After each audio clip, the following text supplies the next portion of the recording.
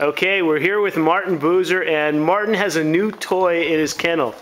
The toy used to belong to Maggie the elephant from Alaska, who's no longer in Alaska anymore.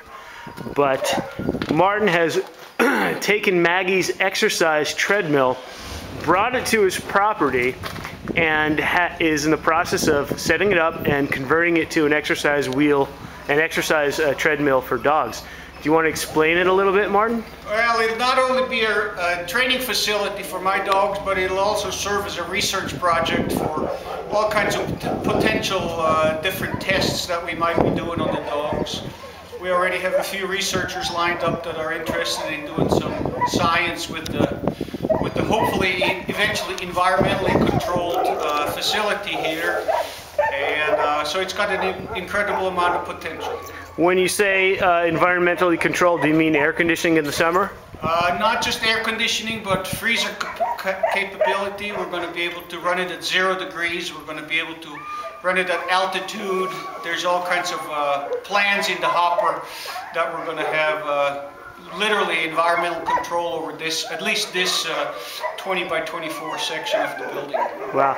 How many dogs do you intend on putting on this at one time? I mean, it's 5 feet wide. You can get an idea of the size of it here.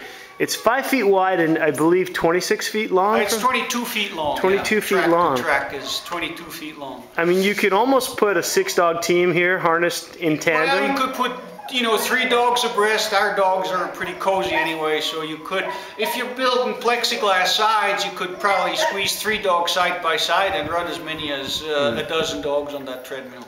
Have you ever trained a dog to run on a treadmill before? Not on a treadmill like this. I messed around with puppy treadmills in years past.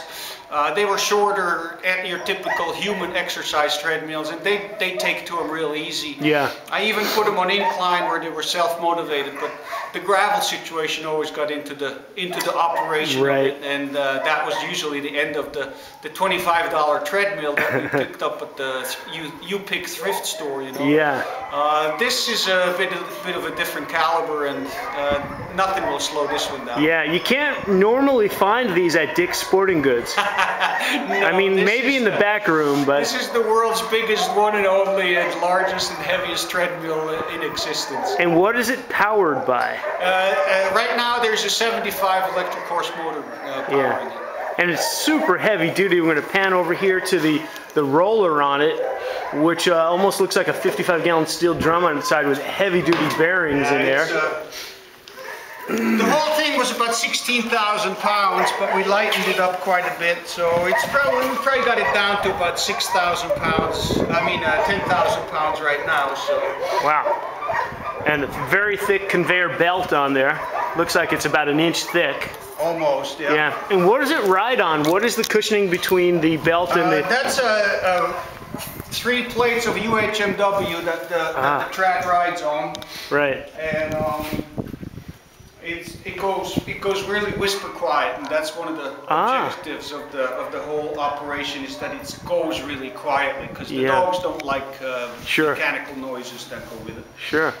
What are some of the things you're hoping to find with the research angle of this? I mean, I know you're hoping to use it as a bona fide training tool also, but on the research side of things, what do you think you're going to find that you can't find from running the dogs?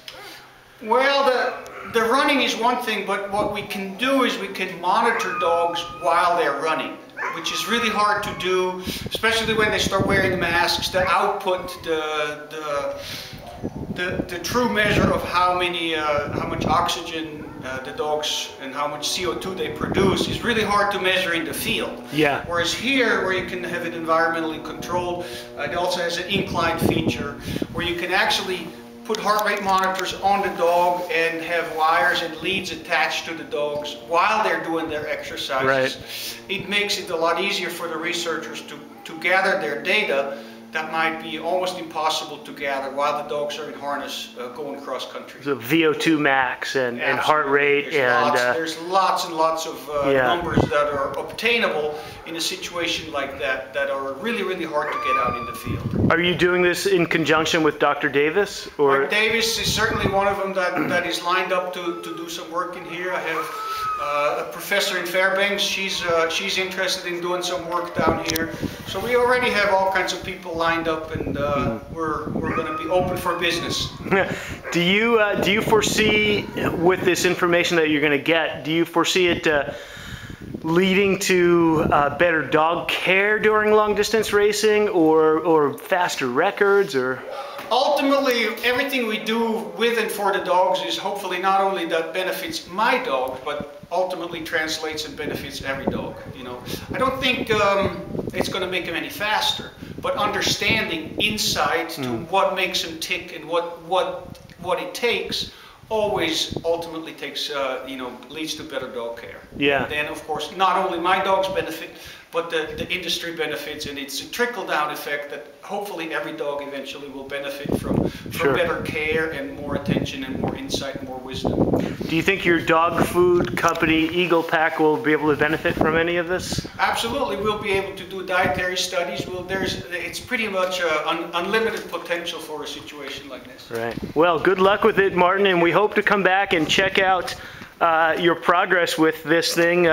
There must be one heck of an instruction manual to put this thing together with. There's CDs, there's user manuals, there's books, and this is day 2, you know, and the roof is already on the building, so we're doing really good. We're going to back up here and get a bigger shot of all the parts and their hydraulics that are on the ground, and they're putting the roof on, and I guess the plan is to try and get this thing all enclosed before we get the snow. Flies, yeah. Yeah, great. Well, thanks a lot, Martin. Appreciate the time. You bet. My pleasure.